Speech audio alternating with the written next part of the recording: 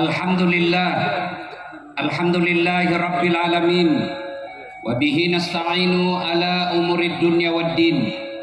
Ashhadu an la ilaha illallah wa ashhadu anna Muhammadan abduhu wa rasuluh. Allahumma salli ala Sayyidina Muhammad wa ala alihi wa sahbihi ajma'in. Amma ba'd. Faqad qala Allah subhanahu wa ta'ala fi kitabil karim. Bismillahirrahmanirrahim.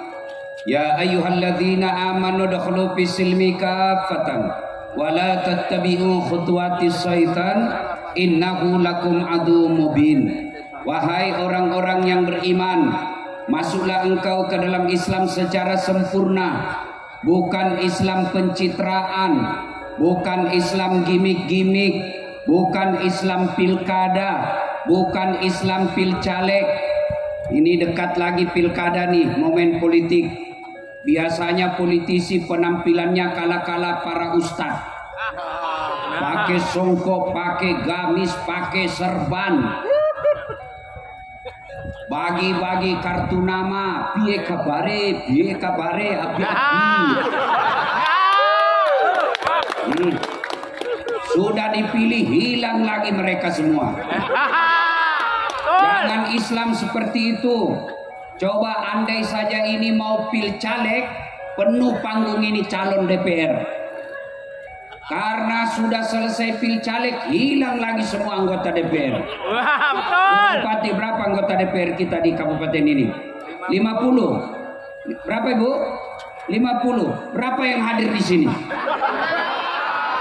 Ada yang hadir? Hilang semua. Hilang. Ada yang hadir di sini? Hilang semua. Yang hadir ini orang baik. Masya Allah. Mana yang lain? Padahal ini kita mau ngumpul untuk maulid nyambut pilkada secara damai. Meskinya mereka hadir, tapi mereka Islamnya kadangkala Islam pencitraan. Betul. Ada begitu di Sragen? Ada? Ada? Kau yang salah, kenapa kau pilih? Maka Allah katakan jangan Islam seperti itu. Islamlah secara benar, dan janganlah engkau ikuti langkah-langkah setan, kata Allah. Ibu bapak, ketika mendapati undangan acara malam ini, setan berusaha menggagalkan. Setan bisik kita, tidak usah kau hadir, tidak usah kau hadir, lebih baik nonton drama Korea, lebih baik kau di rumahmu tidur. Alhamdulillah, setan yang ada di rumah berhasil kita kalahkan. Apakah setelah duduk di tempat ini setan menyerah? Tidak, dia goda lagi kita tidak dengar ceramah. Tidak usah dengar ceramah, pegang HP-mu, pegang HP-mu, pegang HP-mu. Jadi orang yang pegang HP ketika saya ceramah, sesungguhnya kena godaan setan. Ya bagaimana kamu dengar ceramah kalau kau sibuk begini? Ibu-ibu yang pegang HP, saya doakan suamimu kawin lagi. Kenapa kau yang ambil keras-keras? Simpan HP Bu, bisa? Bisa? Bapak-bapak bisa simpan HP-nya? Bisa. Simpan. Dengar ceramah dulu. Ustadz, kita mau rekam. Kalau bapak rekam, gambarnya tidak jelas, suaranya bising. Tapi kita mau pulang nanti Ustadz dengar lagi. Gampang. Tuh ada kamera saya bawa. Saya bawa dari Makassar tuh kamera tuh. Tapi kau bawa pulang kamera Ustadz, gampang. Nonton YouTube. Judulnya Maulid Kabupaten Sragen. Sudah nonton, jangan lupa like and share. Ibu jangan ketawa, saya serius. Bu, Ibu, kalau kau follow artis apa kau dapat? Jelaskan ke saya, apa kau dapat kalau kau follow artis? Kau cuma dapat contoh hedon. Hai guys, kita lagi makan udang guys, harganya 2 juta 1 ekor guys. Dia kirimi kau udangnya. Bapak-bapak, kalau kau follow artis apa kau dapat? Woi, apa kau dapat? Habis amalmu. Kelihatan pahanya, kelihatan dadanya, joget di depanmu. Enggak juga kau dikasih pegang, dikasih dia biasanya. Jangan ketawa. sampai jutaan, belasan juta. Ketua Majelis Ulama Sragen 1.700 followernya. Mulai malam ini follow para dai, follow ulamamu, ikuti penceramamu. Kalau kau follow ulama, kau dapat ilmunya pahala. Kau amalkan ilmunya pahala. Kau sebarkan ilmunya, dapat lagi amal jariah. Maka mulai malam ini follow Dasat Latif. Instagramnya Dasat Latif 1212 centang biru. Siap. Bisa, Bu? Siap. Dan janganlah engkau ikuti langkah-langkah setan, karena sesungguhnya setan itu musuh yang nyata bagi kalian. Musuh kalian bukan polisi, musuh kalian bukan tentara, musuh kalian bukan aparat, musuh kalian adalah setan. Di mana kata Allah setan itu musuh yang nyata bagi kalian. Saudaraku, jangan musuhi polisi. Bapak-bapak, jangan musuhi polisi. Ibu-ibu, kalau hilang motormu siapa kau cari? Pak Imam, Imam aja hilang motornya. Ayo, ibu-ibu, anakmu dibawa lari cowoknya, siapa kau cari? Polisi. Bapak-bapak diserobot tanahmu, siapa kau cari? Polisi. Ibu-ibu hilang suamimu, siapa kau cari? Jangan cari polisi, cari suamimu lah. Iya. Makanya jangan musuhi polisi. Polisi juga jangan musuhi ulama. Kenapa? Karena kalau mati kok siapa yang bungkus? Maka yang baik polisi lindungi ulama, ulama doakan polisi. Sama-sama kita menjaga Republik Indonesia.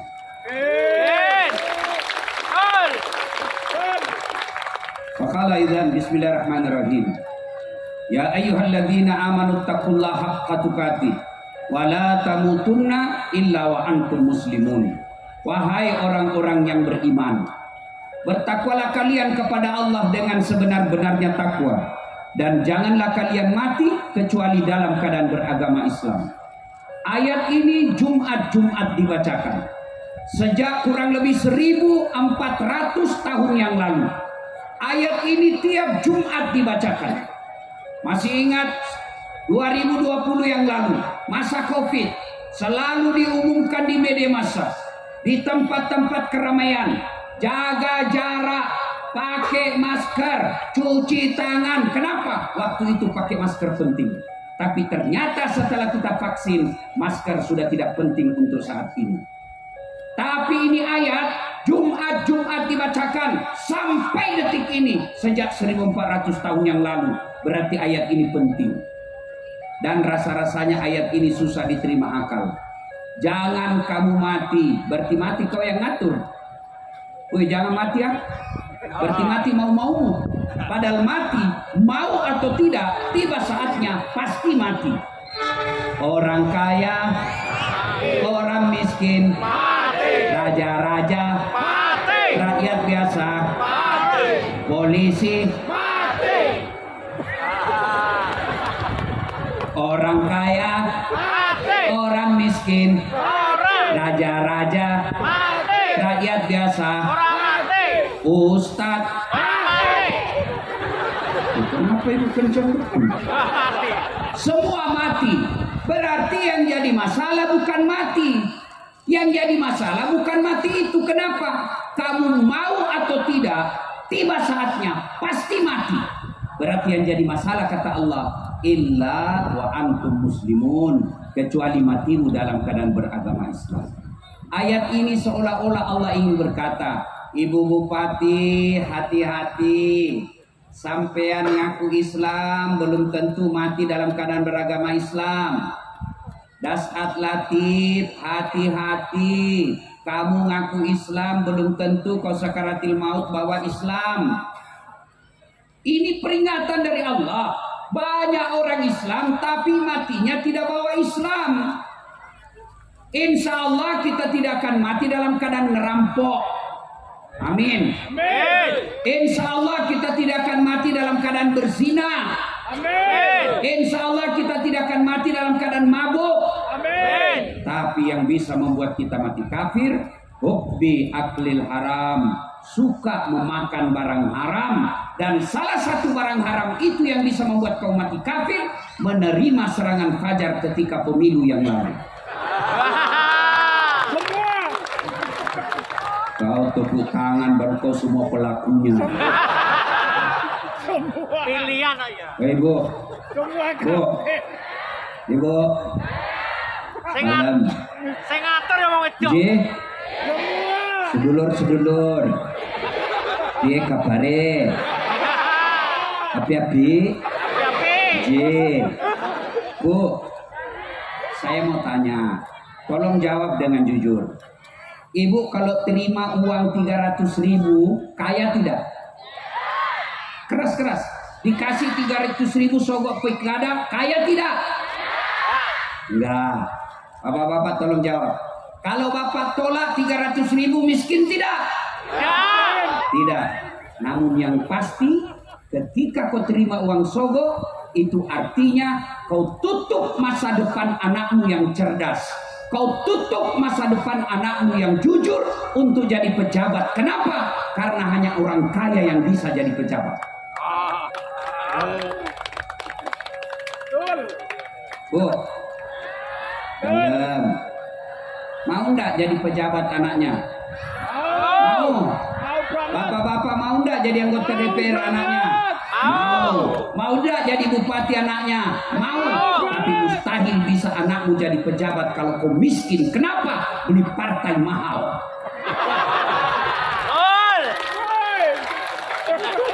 Makanya kalau kalian mau hindari beli partai mahal, jadi anggota DPR harus punya uang puluhan miliar.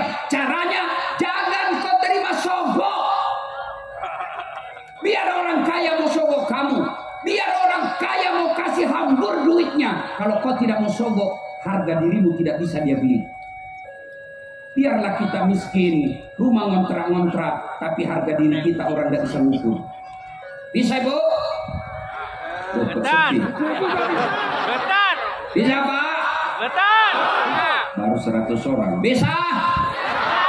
Ya Allah, dengarlah janji hambamu. Kalau dia ingkar janji di bulan 11 nanti, buat hidupnya sengsara. Bu, jangan terima uang sogok. Baru-baru kita ributkan di Jakarta, anak mahasiswa ribut lagi, kasihan sama polisi. Polisi serba salah. Ibu bapak pikir polisi mau berhadapan sama mahasiswa? Tidak, tapi karena kewajibannya mengamankan Kamtibmas berhadapan sama polisi. Padahal mereka juga tidak senang kalau itu ada kejadian seperti itu. Akhirnya ribut, anggota DPR hilang lagi. Kenapa bisa begini? Karena mereka dipilih karena disogok. Pesan pertama, jangan terima uang sogok. Kalau kalian cinta kepada Sragen, kalian cinta kepada Republik Indonesia, bulan 11 27 November nanti jangan terima uang sogok. Insya Allah Allah turunkan keberkahan dalam hidupmu. Wa qala idzan bismillahirrahmanirrahim. Innallaha wa malaikatahu yusalluna 'alan nabi. Ya ayyuhalladzina amanu sallu alaihi wa sallimu taslima. Sesungguhnya Allah dan para malaikatnya berselawat kepada Rasulullah Muhammad sallallahu alaihi wasallam. Maka wahai orang-orang yang beriman, berselawatlah kalian kepada Rasulullah dengan sebaik-baik selawat. Suatu kali Nabi lagi duduk-duduk dengan malaikat Jibril. Tiba-tiba Nabi melihat ada malaikat lebih 1.000.000 jari-jarinya. Bapak-bapak, berapa jari-jarinya? Pak tentara, berapa jari-jarinya, Pak?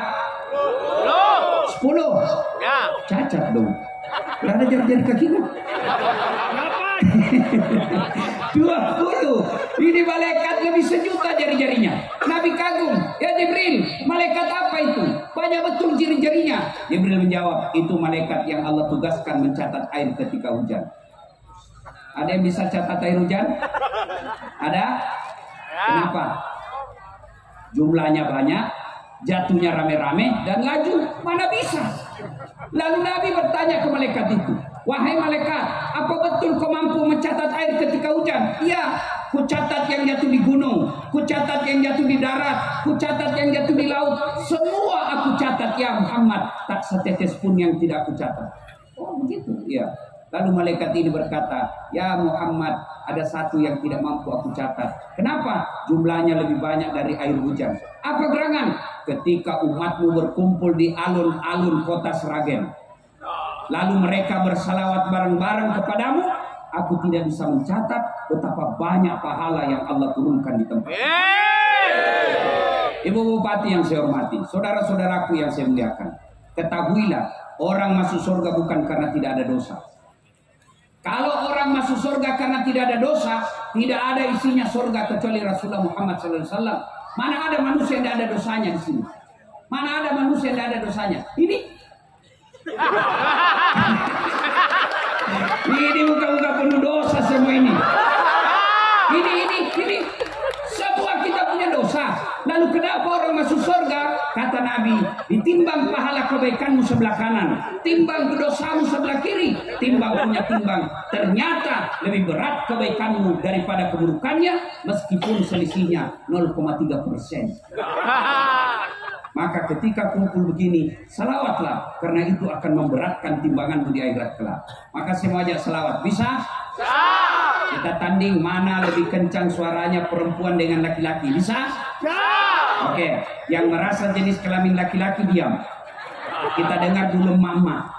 Ini mak-mak ras terkuat di bumi. Sen kanan belok kiri. Alis yang cantik masih juga direparasi.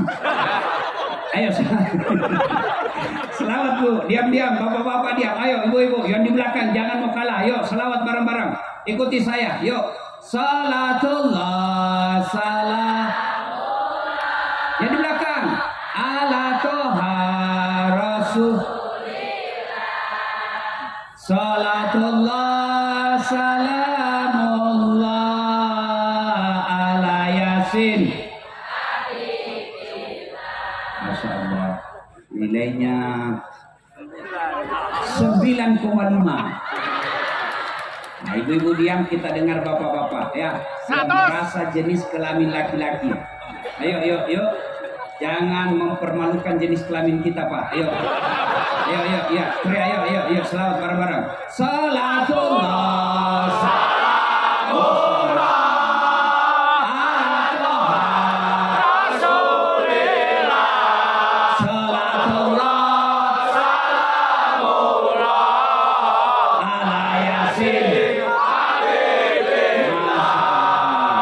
Nilainya 9,7. Oke, terima. Sedulur-sedulur diam semua ya, diam. Kita dengar ini di atas. Ini kan bos. Jangan sampai ada yang nggak tahu selawat. Kapan lagi kita kerjain bupati dan suaminya ya? Ayo, Pak Dokter selawat sama-sama Pak Dokter. Ibu ya, ayo. Ini juga di sana ya. Selawat yuk. Salatullah.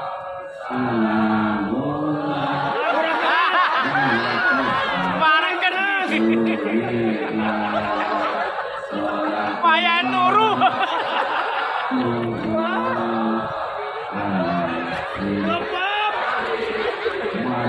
Udah gak mati lu Apa nilainya ya? Nilainya 9,9. Ya Bu, mohon maaf, beliau yang undang saya. Bayar. Nilai kecil nanti honorku dikurangi. Bukti saya pernah terima honor di Makassar, salah kasih panitianya Bu. Jadi kan kalau di Makassar itu satu malam biasanya 2 acara saya. Selesai acara pertama saya buru-buru mau ke acara kedua. Dan saya dikejar sama panitianya MC. Ustaz tunggu dulu Ustaz. Kenapa deh? Tunggu dulu Ustaz. Kenapa? Tunggu dulu Ustaz. Saya tunggu. Datang langsung dia keluarin amplopnya. Ustaz, langsung kusambar. Kan tidak enak lama-lama dilihat kan malu kita dong. Jangan kita saya buka di depannya gitu sih dong. Masukin. Duduklah saya di mobil. Saya bilang sama sopir saya, alhamdulillah dek dapat rezeki malam ini. Begitu saya buka, astagfirullah. Salah kasih panitianya Bu. Apa dia kasih saya? Susunan acara. Ibu Bupati jangan dicontoh ini Ibu ya. Ini contoh yang jelek ini jangan dicontoh. Ayo selawat bareng-bareng, kanan kiri. Ayo kita salawat bareng-bareng. Pun matur suwun. Please HP-nya dinyalakan. Boleh? Ayo angkat HP-nya. Ya, operator lampu dimatikan. Ya, semua nyalakan HP-nya. Yang tidak punya HP pinjam temannya punya. Ayo nyalakan yang paling belakang, Yuk kita selawat bareng-bareng. Yuk. Ayo sama-sama yang di atas. Yuk kita cinta kepada Rasulullah, kita berselawat. Ya, yang lagi jualan di sana yuk selawat, nyalakan lampunya. Sama-sama kita selawatan. Yuk Pak Tentara. Yuk. Ya mantap. Yuk. Salatullah salamullah ala toha rasulillah. Salatullah salamullah ala yasin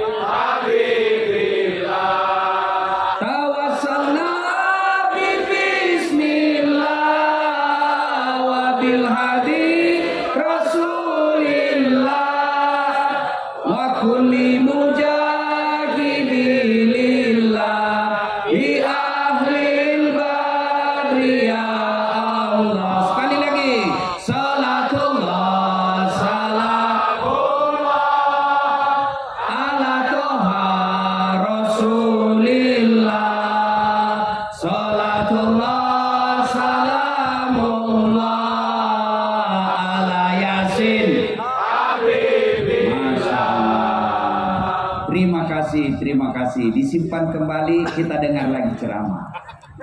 Ibu Bupati yang saya hormati, Bapak Kapolres, Bapak Wakil Bupati, Pak Dandim, Pak Danyon, semua tuan-tuan yang saya hormati, Ibu Bupati teristimewa. Saya melihat dan mendengarkan tadi beliau sambutan. Saya rasa kalau ada anak mahasiswa mau demo, pulang kalau dengar kalimat Ibu Bupati yang bagus. Adem, Masya Allah. Bupati yang saya hormati, adik-adik, bapak-bapak tentara, kita datang perayaan apa nih? Maulid. Saya sejak jadi penceramah keliling Sabang sampai Merauke, sampai ke luar negeri, sampai ke Amerika, ke Eropa, ke Asia, itu semua temanya sama.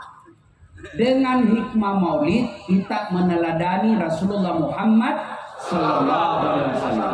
Malam ini pun temanya, tajuknya sama. Dengan hikmah maulid kita meneladani Rasul menyongsong pilkada damai. Nah, masalahnya bagaimana kamu mau contoh Nabi kalau sejarahnya Nabi kau tidak tahu? Bagaimana mau contoh Nabi kalau sejarah Nabi kita tidak paham? Contoh, mohon maaf, ibu-ibu yang ada di sana, tolong bantu saya kalau ada yang tahu. Ibu-ibu, berapa anaknya Nabi, Bu?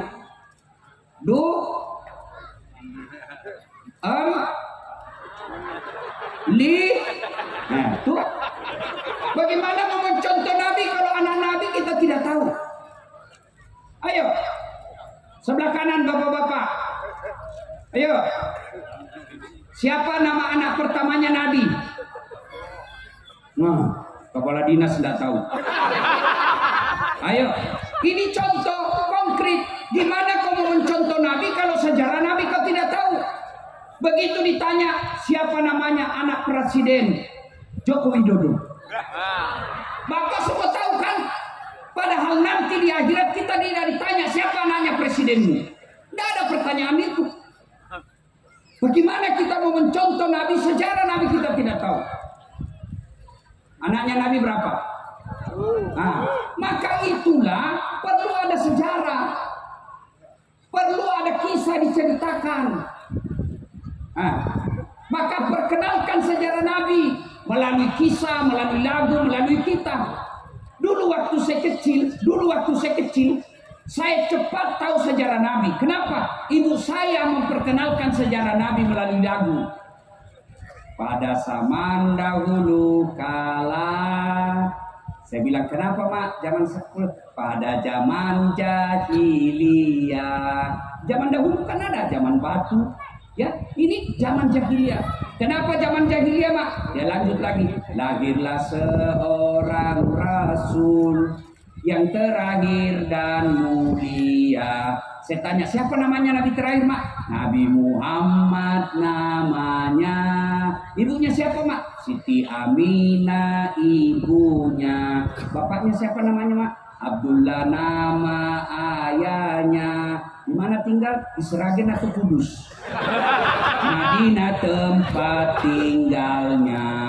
Terus setelah dewasa diangkat menjadi rasul. Siapa yang angkat? Bupati atau gubernur?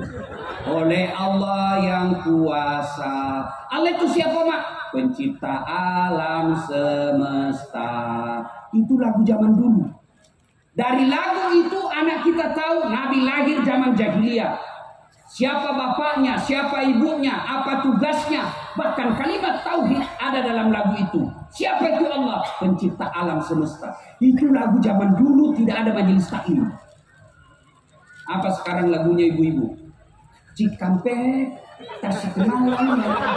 Aku capek gara-gara dia. Apa dapat itu? Putar ke kiri, putarlah ke kanan, ke kanan. Jangan ketawa, saya serius ini. Apa kenapa kiri kanan? Apa? Tapi kalau lagu kasidah seperti tadi, sejarah Nabi. Saya itu dulu waktu saya kecil. Sekarang saya kenalkan sejarah Nabi ke anakku, saya namanya Ece. Saya kenalkan versi modern. Anak-anak Nabi ada 7 orang. Ibu baru tahu toh 7. 3 laki-laki, 4 perempuan. Pertama Qasim, Abdullah, Ibrahim, Zainab, Ruqayyah, Ummul Kalsum, Fatimah. Baru itu tahu kan? Bapak-bapak kepala dinas baru tahu toh. Ini penting lagu. Cuma anak-anak kita lagunya sekarang tidak masuk akal. Pikiranku tak dapat ku mengerti. Kaki di kepala, kepala di kaki. Pantas kodomo. Kepalamu kesimpan di kakimu. Iya kan? Jadi sejarah Nabi ini penting. Kenapa? Karena dengan sejarah kita bisa tahu sejarahnya Nabi, pola hidupnya Nabi, sehingga kita contoh.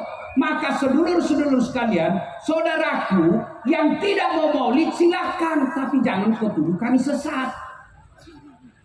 Ada juga itu yang baru belajar agama 2 bulan, maulid bid'ah, itu sesat, tidak ada pada zaman Nabi, masuk neraka, kayak dia panitia hari kiamat. Bos, mau maulid monggo. Tidak mau maulid, mangga. Silakan, saling menghormati. Kalau alasanmu kau anggap bid'ah karena tidak ada pada zaman Nabi, maka mulai sekarang kau ceramah jangan pakai mic. Kenapa? Ini tidak ada pada zaman Nabi.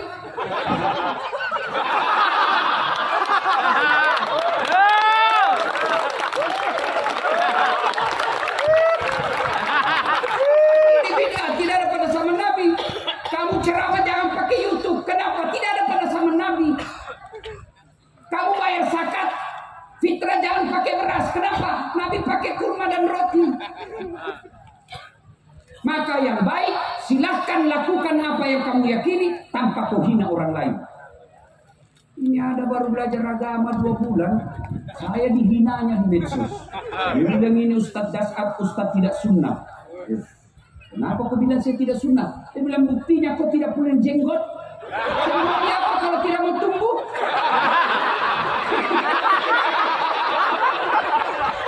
Saya dibilang Ustaz tidak sunnah berarti karena tidak ada jenggot. Dia akan tidak mau tumbuh ini. Ya, saudara-saudara sekalian, maulid adalah budaya yang tidak bertentangan dengan ajaran agama kita. Tujuannya apa? Kita mau tahu sejarah Nabi supaya apa? Kita bisa mengikuti Rasulullah Sallallahu Alaihi Wasallam. Mari kita dengar sedikit. Waktunya kalau mau cerita sejarah Nabi, Di samping karena keterbatasan waktu juga keterbatasan ilmu, maka saya pilih-pilih saja. Pertama, kaitan dengan pilkada. Rasulullah kalau mau mencontoh Rasulullah sholat jamaahnya saja dulu. Jamaah dulu sholat jamaah. Alhamdulillah di kota Sragen ini ramai jamaah kalau masjid berjamaah.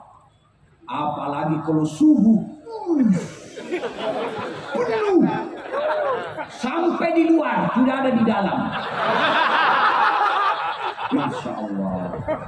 Saya heran lihat kepala dinas mampu sepeda berkilo-kilometer. Rumahnya dekat dari masjid, tidak pernah datang ke masjid. Mampu lari berkilo-kilo, tidak pernah mampir ke masjid. Apa dia bilang? Gunung kan ku daki, lautan ku seberangi, masjid kau lewati. Kalau cinta kepada Rasul yang paling konkret, berjamaah. Itu aja dulu. Kenapa orang malas berjamaah ke masjid? Satu, karena dia tidak tahu pahalanya. Buka kitab Durratun Nasihin. Pahala sholat berjamaah. Satu, yang paling sering kita dengar, lipat 27 kali. Artinya apa? Satu kali sholat jamaah di masjid, 27 kali sholat di rumah, baru sama pahalanya. Yang kedua, kata Nabi, kalau kau datang ke masjid, melangkah kaki kanan, satu pahala. Melangkah kaki kiri, gugur dosa kecilmu.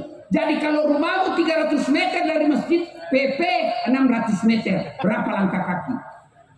Apalagi kalau bapak jalan begini.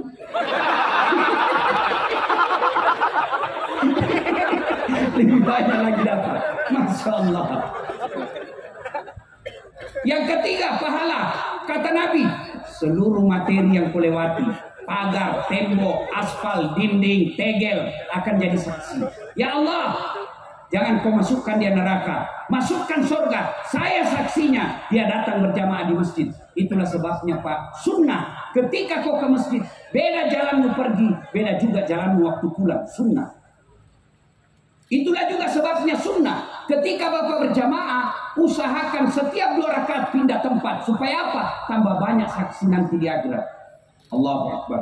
2 rakaat pindah lagi. Selesai 2 rakaat pindah lagi. Supaya apa? Tambah banyak saksimu di akhirat. Yang keempat, pahala berjamaah. Kalau ada debu melengket di badan atau hujan gerimis basah bajumu, baju itulah nanti yang akan jadi mantel agar kamu tidak disentuh api neraka. Soalnya gerimis, jalan basah itulah yang akan menjadi pelindung di akhirat. Jangan juga salah paham. Mantan-mantan sudah dengar begini, dia tunggu hujan keras. Begitu hujan keras, dia buka payungnya. Ini saksi nanti. Itu bukan pahala, itu bening-bening. Ayo, apalagi keutamaan berjamaah di masjid, ada doa bersama. Bapak tidak tahu berdoa, ibu tidak mau berdoa, bapak ibu banyak dosa, tapi ada alim ulama di dalam memimpin doa. Bapak cuma katakan amin, seluruh doa yang mengatakan amin dikabulkan Allah. Itulah sebabnya ketika imam mimpin doa, baca doa yang umumnya orang hafal intinya, dan baca doa kasih dengar jamaahmu. Ada juga imam kita tidak tahu apa dia minta, kita di belakang asal amin saja. Amin, amin, amin. Padahal yang mimpin doa anak muda dan istrinya. Ya Allah, berikan kami jodoh. Dia bilang di belakang, Bapak amin. Istrinya ngomong pula amin. Nanti ibu kabulkan suami kami lagi. Doa yang umumnya orang hafal. Yang kedua, penyebab tadi orang tidak tahu pahalanya. Yang kedua, kenapa dia malas berjamaah ke masjid? Karena dia tidak lihat pahalanya.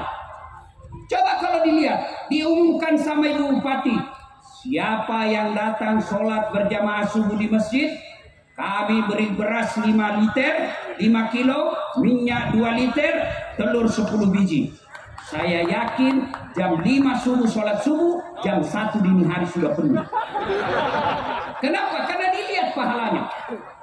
Yang ketiga, penyebab orang malas berjamaah ke masjid. Manajemen masjid tidak bagus. Ada masjid saya bikin Pak, alhamdulillah dari penghasilan di YouTube sudah 3 masjid jadi. Itu yang saya bikin terakhir di masjid nama ibu saya. Itu jadi tempat wisata religi orang datang ke Makassar.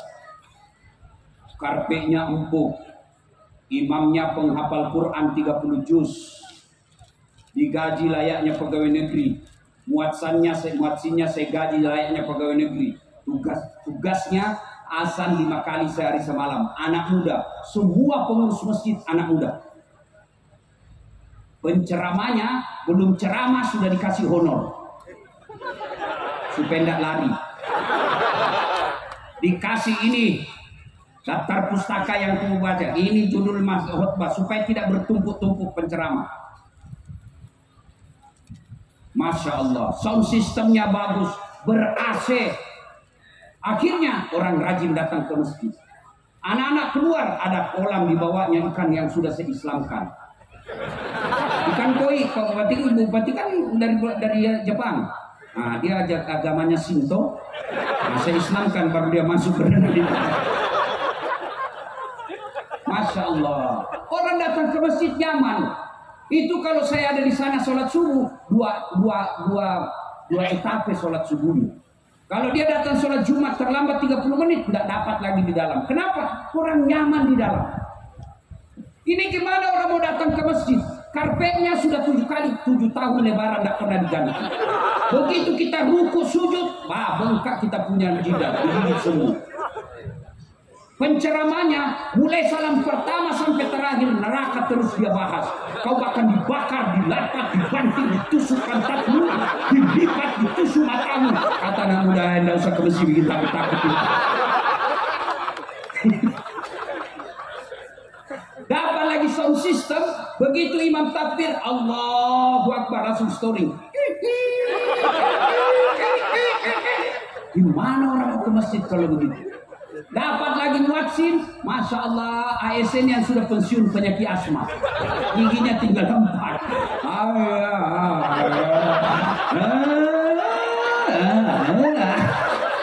Gimana mau ke masjid? Apalagi kesalahan masjid sekarang Pak, umumnya pengurus masjid senang simpan saldo. Dengar ini para takmir masjid, jangan kau simpan uangnya orang jadi saldo di bank, tidak jalan amalnya. Saldoka 150 juta, begitu orang mau kencing tidak ada air. Saldoka 150 juta, begitu kita mau air besar tidak ada air. Kalau air kecil masih aman. Yang kuning masa kita keluar. Siapa yang tanggung jawab? Takmir masjid.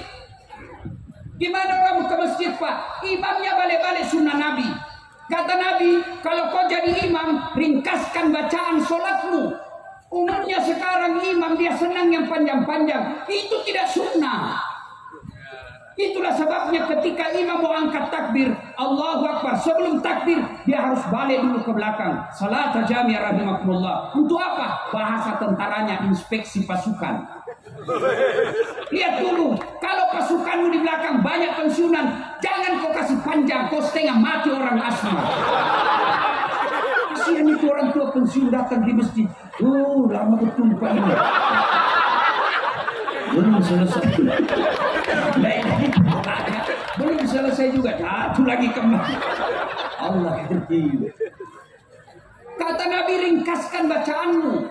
Yang kedua kata Nabi, bacalah yang umumnya orang hafal. Kenapa umumnya orang hafal? Tujuannya apa? 1, supaya jamaah bisa khusyuk mengikuti. Coba kalau imam membaca Qul huwallah, anak-anak juga ikut. Qul huwallahu Allahu samad. Kenapa dia hafal? Begitu Pak Imam membaca surah Al-Anfal ayat 5 sampai 70, dia khusyuk dengan bacaannya, kita khusyuk dengan hayalan. Kita mau ruku, Pak Imam belum selesai, kita mau ikut, kita tidak hafal, terpaksa kita baca semua pengumuman di dinding.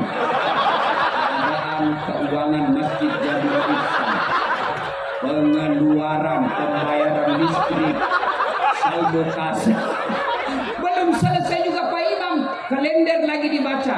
Persatuan Guru Republik Indonesia cabang Kota Sragen. Belum selesai Pak Imam, bajunya lagi orang dibaca. Pilih saya nomor urut 7. Siapa salah? Siapa salah? Imam.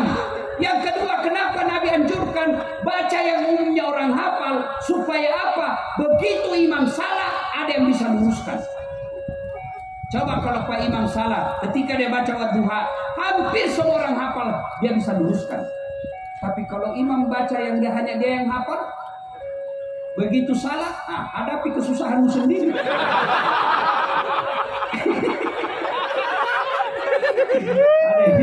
Walau ini bupati, saya tidak tahu benar atau tidak cerita.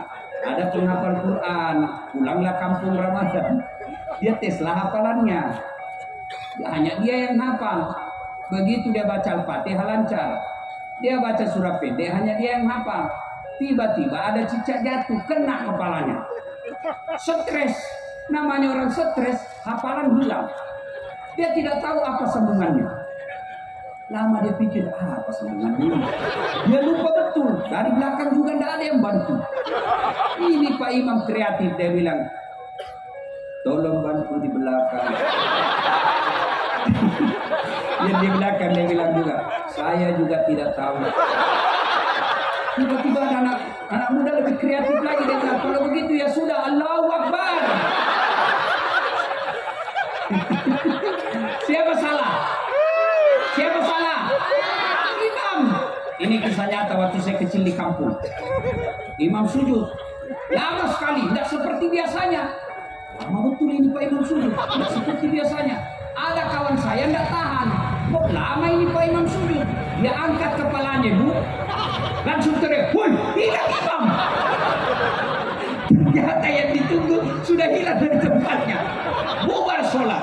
Selesai sholat ditanya, "Pak Imam, kenapa kau tinggalkan saf?" Dia bilang, "Saya kentut, nah." Dia bilang, "Pak Imam, lain kali kalau kau kentut, bangunkan kami supaya saya bisa lihat kau tinggalkan tempat." Apa dia bilang? "Saya sengaja, nak malu saya kau lihat." Siapa salah? Siapa salah? Siapa salah? Imam.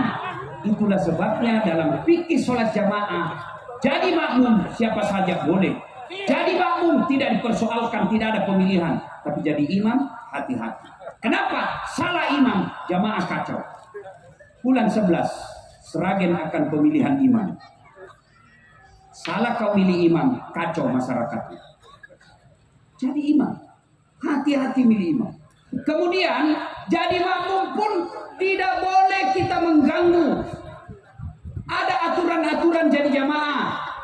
Kata Nabi, kalau kau pergi berjamaah terutama subuh, kamu sikat gigi dulu, sunnah. Apakah gigimu yang harum itu sampai kepada Allah? Tidak. Nabi katakan kalau kau pergi berjamaah pakai parfum, apakah parfum itu sampai kepada Allah? Apakah Allah butuhkan parfum kita? Tidak. Tapi apa? Ada sopan santun. Tujuannya apa? Jangan kau ganggu orang yang ada di sampingmu dengan bau mulutmu dan bau ketekmu. Bayangkan kalau kau hampir tadi malam makan pete, lalu kau baca Al-Fatihah,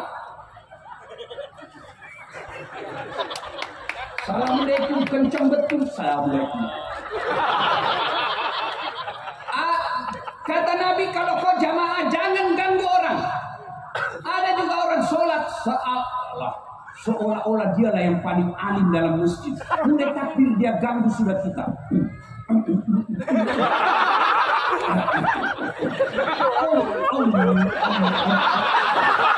Kau ganggu orang. Ada lagi yang ganggu kita itu yang kakinya. Kita kasih pindah kaki, dia kasih pindah lagi. Dia pindah lagi, kasih pindah. Saya kasih masuk kaki saya, dia masuk lagi. Masuk lagi kaki saya, dia bisa lagi goyang kaki saya kasih pindah. Saya injak kakinya. Saya sholat, dia bilang, kenapa kau injak kakiku, Ustaz? Kau ganggu saya.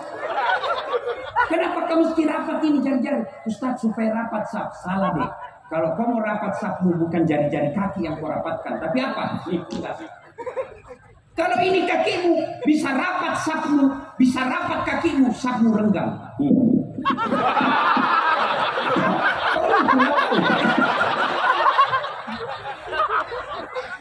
Itu maknanya apa? Jangan kau ganggu orang. Apa kaitannya dengan pilkada damai? Jangan ganggu tetanggamu. Kalian rajin berjamaah, 5 waktu kau berjamaah di masjid, tapi di komplekmu tidak ada yang senang kamu akan bangkrut nanti di akhirat. Atadruna manil muflis, kata Nabi. Tahu tidak kamu yang bangkrut nanti di akhirat? Yang tidak sholat ya Rasul, dia sholat. Yang tidak puasa ya Rasul, dia puasa. Yang tidak haji ya Rasul, dia haji. Yang tidak bayar zakat ya Rasul, dia bayar zakat. Lalu kalau gitu siapa yang bangkrut ya Rasul? Nabi jelaskan, jarusu wahatiur rahim, tetangga yang jahat sama tetangganya dan yang memutuskan tali persaudaraan. Coba lihat kita bertetangga dalam Islam. Adik-adik sekalian, ibu-ibu yang saya muliakan, coba lihat tetangga kita berislam. Nabi ajarkan, kalau kau bertetangga tanam mangga, lalu ini pagar tetanggamu dan ranting dahan manggamu nyebrang ke sebelah tetangga, melewati pagar, maka yang lewat pagar itu halal bagi tetanggamu, bukan kau punya.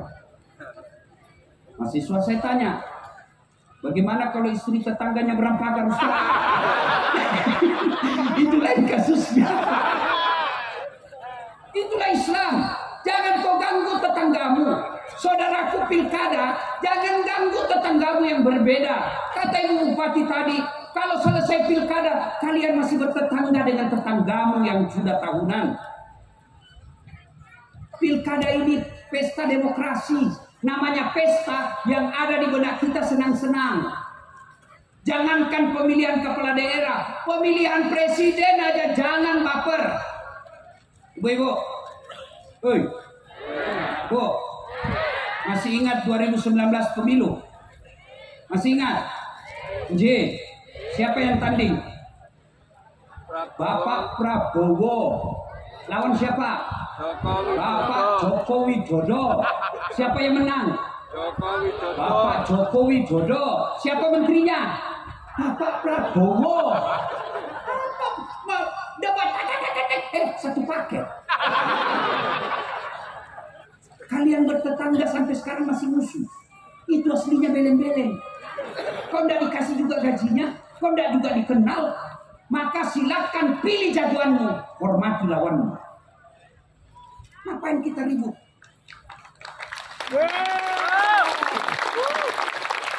Itu sholat jamaah.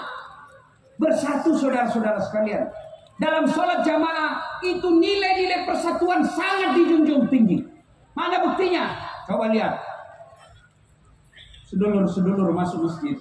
Apapun suku dan bahasamu, tidak boleh kau sholat pakai bahasamu masing-masing.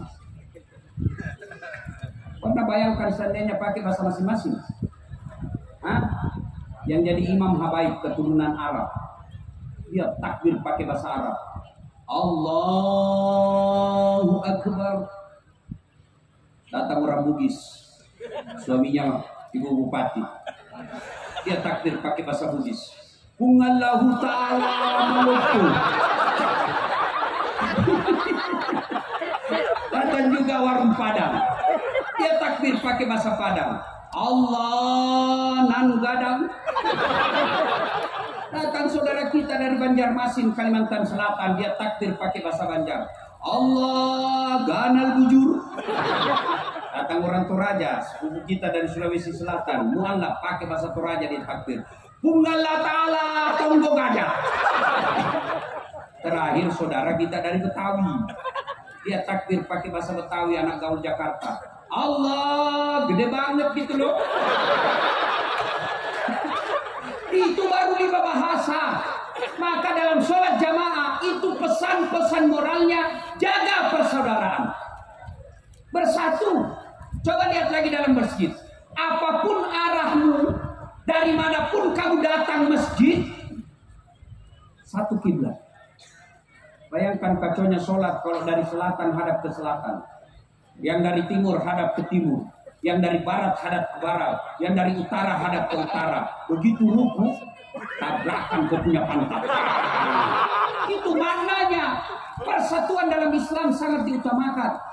Itu juga sehingga Rasulullah katakan innamal mu'minuna ikhwah. Al-Quran mengatakan innamal mu'minuna ikhwah. Umat Islam itu bersaudara seperti badan kita ini. Coba lihat badan kita.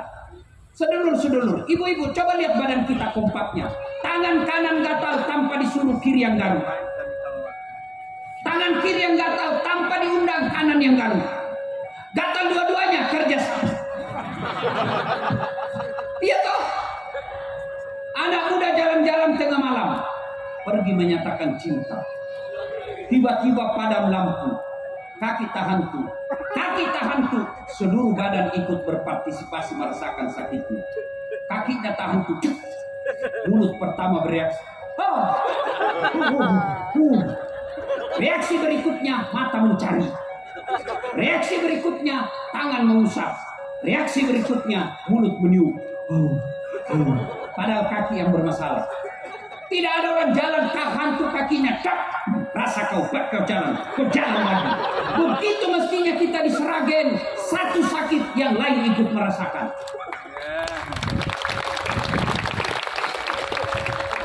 Jangan berpecah belah gara-gara pilkada. Apalagi janji-janji pilkada. Para calon di sini saya dengar ada calon mau maju di sini.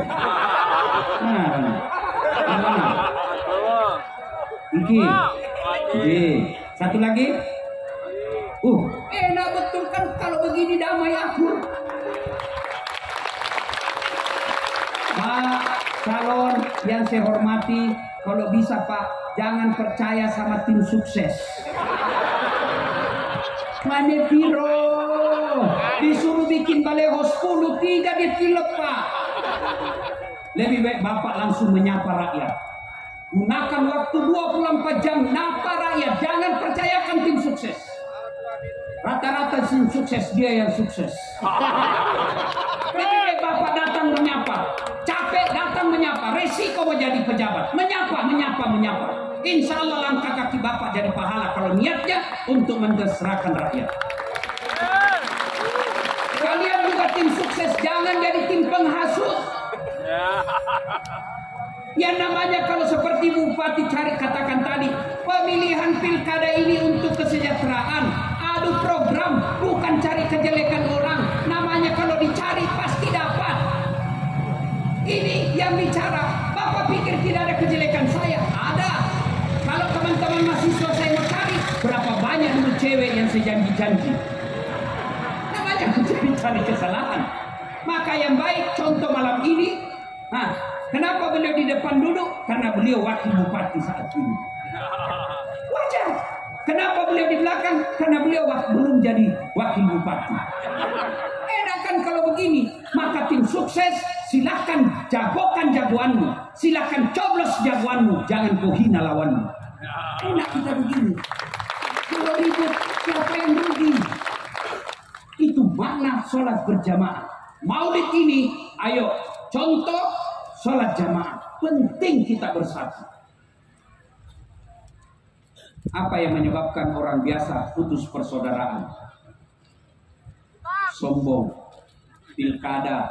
Itu sudah kita bahas tadi pilkada. Sekarang sombong. Apa yang menyebabkan sombong kata Nabi? 4 hal. 1, bertambahnya jabatan. Jadi rakyat biasa tiba-tiba jadi bupati. Jangan sombong. 2 periode saja paling lama. Ibu selesai ini 10 tahun. Ibu masih mau pakai lambang Garuda. Pakai plat 1. Ibu keluar dibilang orang sudah gila kasihan itu. Apa yang disombong? Jabatan Kapolres. Nah, kepala dinas. Ibu bapak bisa jadi kepala dinas karena ibu masih suka sama bapak.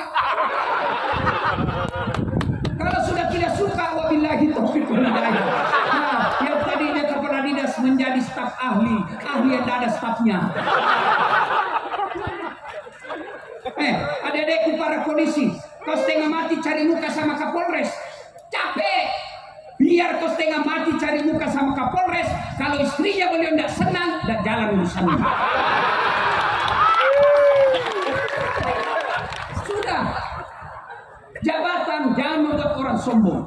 Jangankan bupati, Bapak Joko Widodo tanggal 20 Oktober wabillahi taufiq wal hidayah monggo balik kampung ke Solo. Apa kita harus sombongkan?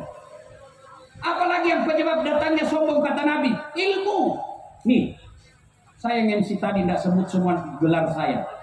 Lain kali gelar bos. Saya itu orang sekolah.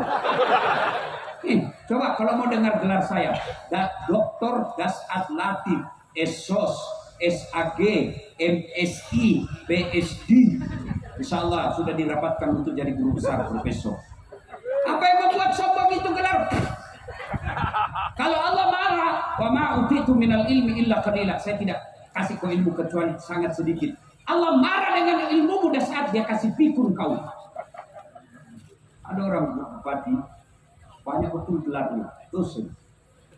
Begitu pensiun, diprotes sama istrinya. Pak, biasanya kalau kau mau pergi mengajar, kau cium-cium jidatku. Ini sudah hampir 1 minggu, tidak pernah lagi kau cium saya kalau mau pergi mengajar. Dalam hati suaminya, astagfirullah. Ya, siapa saya cium selama ini? Ternyata pembantunya dia cium. Jangan juga dicontoh di pura-pura pikun, Pak Dokter ya. Apa yang kau mau sombong? Allah cabut ilmumu, pikun. Apa lagi?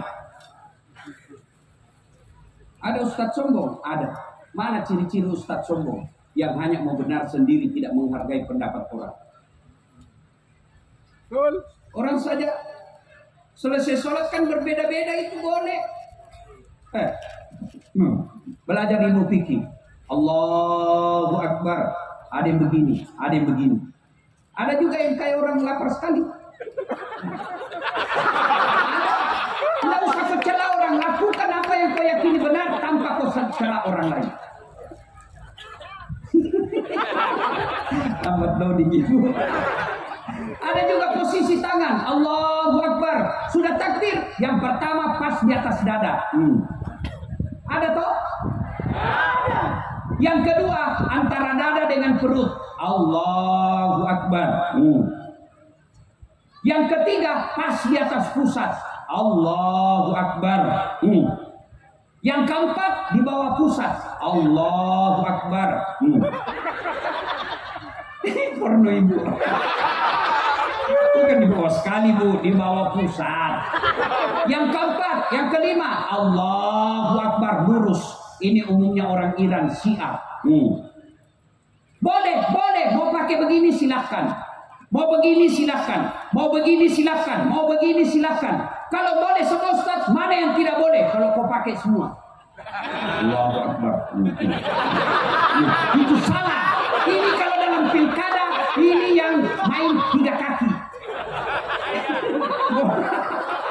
Makan kiri kanan, itu tidak boleh. Allahu Akbar. Ini tim sukses Abu Abu. Kita jelas dia ini.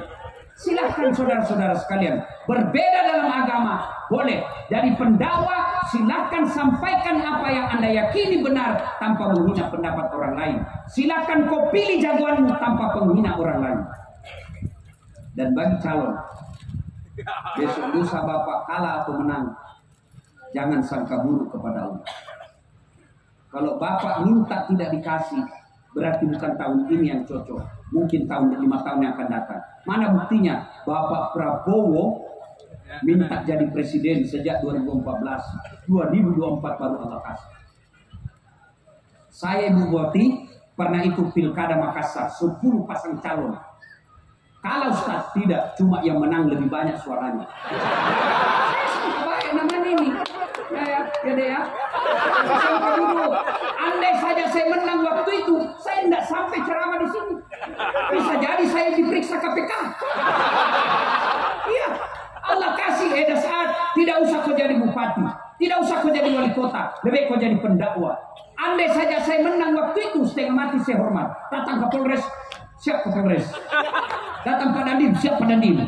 Datang Gubernur, siap Pak Gubernur. Datang Pak Menteri, siap Pak Menteri. Datang Presiden, siap Pak Presiden.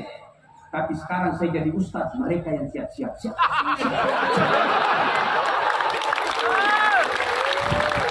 Maka dua yang mulia ini tanding yang baik. Jangan pernah sakit hati. Allah kasih yang terbaik. Kita minta, Allah tidak kasih hari ini. Mungkin Allah kasih 10 tahun yang lalu. Kenapa? Karena Allah tahu tidak baik waktunya untuk sekarang. Nabi Zakaria minta anak sejak usianya 21 tahun. Kapan Allah kabulkan? Ketika usianya 90 tahun. Itu Nabi, Pak. Minta usia 21 tahun, Allah kabulkan 90 tahun. Padahal Nabi ibadahnya bagus. Kita minta bupati hari ini bulan 11 mau dikasih, padahal itu kan tipu. Maka sangka baiklah kepada Allah. Sangka baik. Insya Allah pilkada dilewati sangka baik. Tidak ada perpecahan di antara. Insyaallah. Itulah makna dari ayat waqtasimu bihablillahi jami'an wa la tafarraqu. Berpegang teguhlah engkau kepada tali persaudaraan agama Allah dan janganlah engkau bercerai-berai. 2. Salat jamaah. Yang ketiga, cinta Rasulullah. Amalkan sunnah-sunnahnya sesuai kemampuan. Mulai yang sederhana. 1. Biasakan selalu ada wudhu. Bapak muslim, ibu muslim, biasakan selalu ada wudhu. Mau kemana saja ada wudhu. Mau pergi ngantor wudhu dulu. Mau pergi sosialisasi wudhu dulu. Mau pergi pasar wudhu dulu. Bahkan mau tidur sekalipun wudhu dulu. Apakah hebatannya orang selalu ada wudhunya? Rasulullah itu mau tidur sekalipun beliau wudhu. Bahkan mau bergabung dengan istrinya pun wudhu dulu. Apa keutamaan orang yang selalu ada wudhunya? Innallaha yuhibbut tawwabina wa yuhibbul mutatahhirin. Dicintai Allah. Kalau dicintai Allah, apapun yang kamu minta, hakul yakin, pasti Allah kasih. Tidak dikasih, percaya yang kamu minta tidak baik. Contoh lagi. Tamat SMA 94. Saya daftar Fakultas Kedokteran. Yang sebelumnya saya daftar tentara, Akabri. Tidak lulus saya. Kenapa? Cepet. Saya protes Allah. Ya Allah, kenapa kau lahirkan saya dalam keadaan pendek? Kau tidak rugi jadi Tuhan kalau saya jadi tentara. Saya bersaudara, saya yang paling pendek. Teman saya lulus polisi. Sekarang dia reserse AKBP 2 balok-balok di Polda Sulawesi Barat. Pakai karena reserse pakai baret merah. Saya jadi ustaz pakai baret putih. Alhamdulillah dengan baret putih yang saya pakai, mulai baret hitam sampai baret merah, kucaramai kau semua. Gagal jadi akabri, saya daftar Fakultas Kedokteran. Saya sholat tahajud 40 malam berturut-turut. Saya nasar puasa 7 hari. Ibu bapak saya doakan saya makhluk bimbingan khusus. Begitu pengumuman tidak lulus. Saya tahu jawabannya karena saya lulus di Sospol. Pulang kuliah tabrakan depan Al-Ghazali Jalan Perintis Kemerdekaan. Berceceran darah di aspal, saya turun tolong dia. Dia yang tabrakan, saya yang hampir pingsan. Kenapa? Saya tidak bisa lihat darah. Allah seolah-olah berkata, Das'at, bagaimana kamu jadi dokter? Kau tidak bisa lihat darah. Saya telepon temanku yang jadi dokter. Dia tugas di Kepulauan Aru. Dok, kau pulang lebaran? Tidak. Oh, masa kau tidak lebaran sama orang tuamu? Rugi-rugi kau jauh-jauh cari uang tidak lebaran sama orang tuamu. Apa dia bilang? Mahal tiket Ustaz. Kalau saya pulang 5 orang, gaji saya 1 tahun hanya untuk beli tiket PP. Dalam hati saya, Alhamdulillah, untung saya tidak jadi dokter. Sekarang saya kemana-mana tidak pernah pusing soal tiket. Bisnis kelas. Siapa yang belikan? Ibu Bupati. Hebatnya lagi, pergi tidak bawa uang, pulang. Mengerti bukan? Ini 2 calon kita lakukan sosialisasi, kampanye, datangi orang, jangan mau diwakili tim sukses.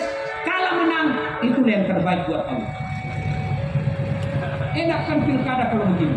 Jangan kita bodoh-bodohi rakyat. Rakyat juga jangan keperas calon. Bodoh. Yang kedua, sunnah. Usahakan setiap keluar rumah doa. Inna sholati wa nusuki wa mahyaya wa mamati lillahi rabbil alamin. Bismillah tawakkaltu 'ala Allah la haula wala quwwata illa billah. Kaki kanan dulu. Insya Allah kata Nabi, kamu baca doa ini, sosialisasi, tiba-tiba kau ditabrak becak, mati saja. Kenapa? Kau sudah ikrar, inna sholati, sesungguhnya sholatku, wa nusuki, ibadahku, wa mahyaya, wa mamati, hidup dan matiku, lillahi rabbil alamin. Saya serahkan segalanya kepada Allah. Bismillah, dengan nama Allah. Tawakkaltu, saya berserah diri. La haula wala quwwata illa billah. Tidak ada daya dan kekuatan kecuali datangnya dari Allah. Jalan, insya Allah jihad fisabilillah. Ibu-ibu, kalau suamimu mau pergi cari nafkah, jangan lupa minta di dalam. Istri saya bu, mamanya cek. Kalau saya mau keluar pergi ceramah, dia angkat sepunya ransom. Saya bilang, tidak usah sayang, berat. Dia bilang, tidak ada artinya beratnya ini ransom dibanding beratnya Ustadz menanggung hidup kami. Enak perasaan saya bu. Begitu saya duduk di mobil, dia cium tangan saya. Sudah itu, dia cium lagi jidatku. Kanan lagi matanya. Kiri lagi. Ini agak lama sedikit.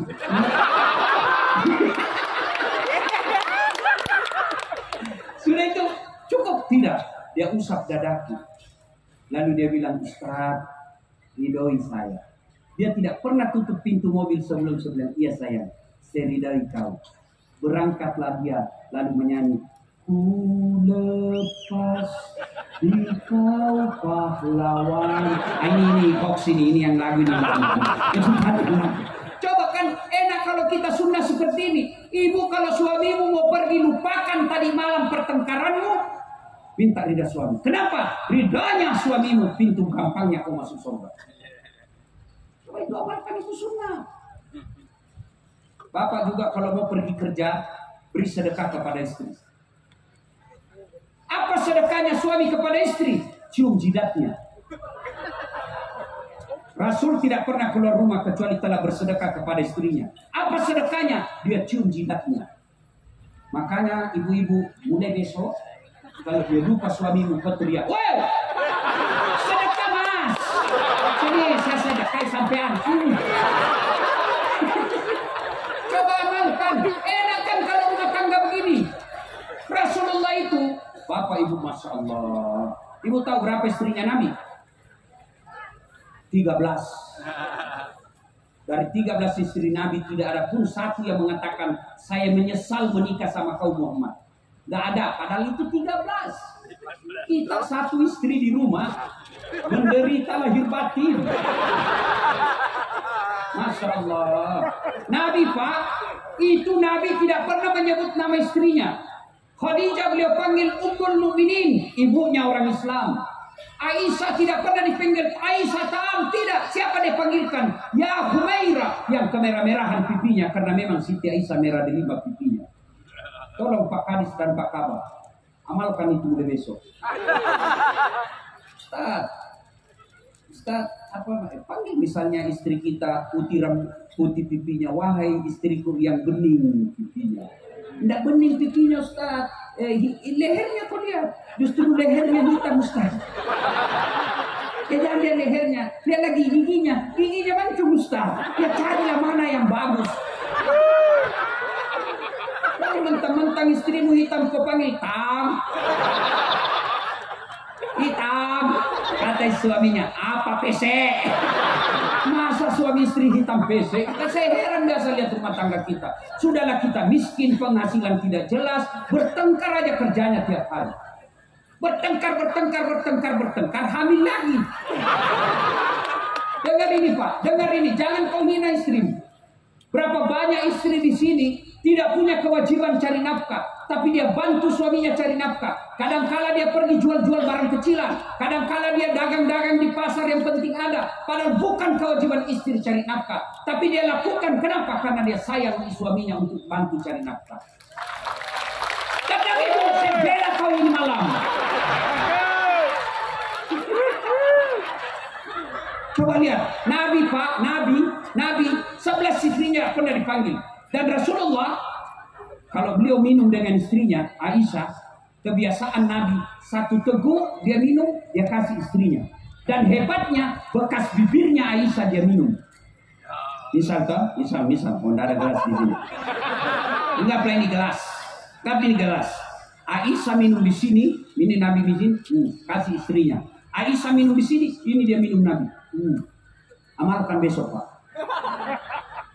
Coba amalkan besok bekas bibirnya istri, minum. Bau juga bibirnya. Itulah Rasulullah. Rasulullah begitu romantisnya, beliau kalau minum satu teguk kasih. Suatu ketika Rasulullah balik dari dakwah terlalu lama baru balik. Aisyah rindu betul. Akhirnya Aisyah tidak menunggu di pintu rumahnya, tapi dia menunggu batas kota Madinah. Senang betul Aisyah. Lalu datang Nabi. Lalu Aisyah bikin teh. Kebiasaannya Nabi minum seteguk dikasih Aisyah. Nabi minum seteguk, Aisyah menunggu, tidak diberinya. Tunggu kedua kalinya, tidak diberinya. Aisyah mulai cemburu. Ya Rasulullah, apakah ada perempuan lain yang memberimu minum di luar? Nabi minum lagi, Aisyah makin cemberut. Akhirnya Nabi kasih. Begitu Aisyah minum satu teguk, langsung dimuntahkan. Buah! Ternyata Aisyah salah kasih. Apa? Garam dia gula-gula. Coba kalau bapak-bapak ini. Kenapa dia tidak kasih istrinya? Karena dia malu. Kalau Aisyah malu dengan Nabi. Coba kalau bapak. Bodoh memang kau ini. Minum begitu bodoh. Kita lah miskin. Tapi jelek istriku, Ustaz. Ya rezeki itu takdirmu. Itu yang terbaik. Kenapa jelek istrimu? Allah tahu kalau dia cantik dia malu jalan sama kamu. Kenapa juga jelek? Masya Allah. Istri suka ngomel, pakai ibu saya Pak. Mana ada perempuan tidak suka ngomel? Kalau istrimu suka ngomel itu percaya berarti istrimu perempuan.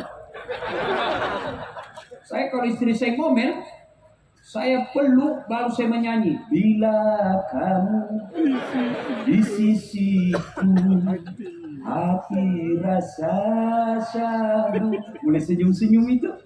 Masuk kamar lagi masih marah-marah. Ku peluk lalu ku menyanyi lagi. Insaflah wahai manusia, bila dirimu bernoda. Kan enak. Coba diamalkan. Ibu-ibu juga akan suka ngomel. Tidak ada laki-laki yang betah kalau ibu suka ngomel. Pernah dengar cerita jin di dalam sumur ibu? Jadi saya ditanya Pak Wakil, jamaah tanya saya di Makassar, Ustaz, kenapa itu suami saya tidak betah di rumah? Saya malah, saya takut dia tersinggung. Saya ceritakan lah, ibu ada orang suami istri, istrinya suka ngomel, ada duit tidak ada duit, ngomel aja kerjanya istrinya. Suatu ketika suaminya belikan perhiasan, senang lain ibu diberikan perhiasan. Senang katanya suaminya, dek, kita pergi siara sumur tua di kampungnya. Oke bang, kan dia lebih senang. Ini sumur usianya sudah 400 tahun. Dalamnya 12 meter. Sampailah di bibir sumur. Kata suaminya, dek, kau lihat itu ada enggak airnya sumur? Ada bang, tapi dangkal. Maksudnya, dangkal bang, paling sampai di lutut. Kata suami dalam hati, aman berarti. Coba kau lihat. Begitu dekat bibir sumur, dia dorong istrinya masuk. Jatuh cemplung. Kata suaminya, ngomel kau di situ. Sudah ku dengar juga ngomel kau sampai pagi. Ngomel kau raja ngomel. Oh, suaminya di atas nyanyi-nyanyi. Cing. Tiba-tiba 1 jam kemudian, tiba-tiba dari dalam sumur ada makhluk hitam tinggi besar keluar. Kaget suami. Hei, siapa kamu? Saya jin penunggu sumur ini. Saya sudah 400 tahun tahan tenang-tenang dalam sumur. Ada perempuan di dalam sumur lagi terjadi. Baru 1 jam tidak betah saya. Kata suaminya, kau baru 1 jam, saya 24 jam. Paham ibu?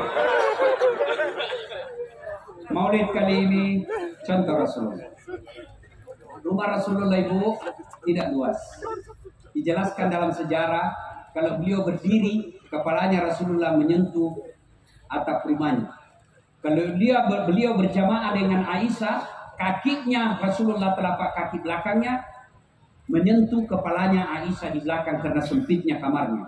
Tapi beliau berkata, baiti jannati. Rumahku laksana surga bagiku. Kenapa umat kita sekarang rumah besar, mobil bagus, pekarangan rumah mewah, isi rumah kita interiornya sangat luar biasa, tapi kenapa kita suami istri tidak betah di rumah? Maulid kali ini mari teladani Rasulullah dengan cara mengikuti kewajiban kita sebagai suami dan kewajiban kita sebagai istri. Ibu-ibu juga hormati suami, karena tidak gampang itu jadi suami. Ibu pulang kampung malu tuh suamimu kalau kau tidak pakai emas. Ibu-ibu pulang kampung pergi arisan malu tuh suamimu kalau sudah dihafal baju seragammu. Tapi apa boleh buat, rezeki dari Allah. Suami hanya mencari nafkah, yang menentukan jumlah rezeki adalah Allah. Maka yang baik saling menghormati, saling memuliakan. Bapak ibu saudara-saudara sekalian, sebenarnya banyak lagi kisah-kisah kehidupan Rasulullah, tapi waktu jual yang membatasi kita. Masih ingin rasanya berlama-lama, tapi waktu jualah yang membatasi kita. Insya Allah lain waktu dan kesempatan.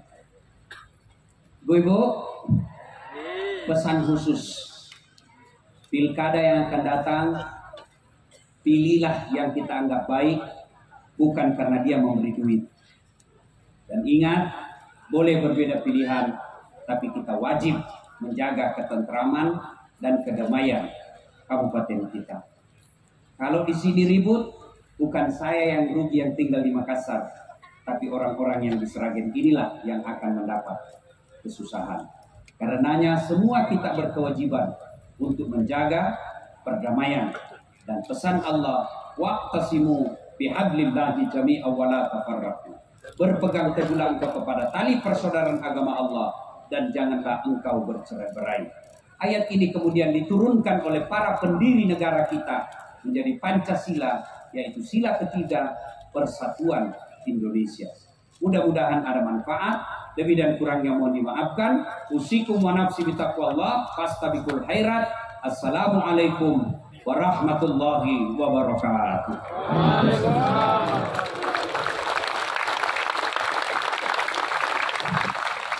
Alhamdulillahirabbil alamin. Pripun Bu? Pak Das Adas tenang Bu ya.